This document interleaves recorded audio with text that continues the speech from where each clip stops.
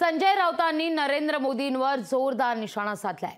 Share मार्केटमध्ये सरकार स्थापनेपासून घोटाळा सुरू आहे असा आरोप राऊत यांनी केलेला आहे। तर हे एनडीएचं सरकार टिकणार नाही अशी भविष्यवाणी राऊतांची आहे। संविधानासमोर नतमस्तक होणारे मोदी ढोंग करतात असं राऊत म्हणतायत। तर मोदींची तिसरी टर्म कॉर्पोरेट आणि उद्योगपतींकरताय असा आरोप राऊतांचा आहे। पाहूया।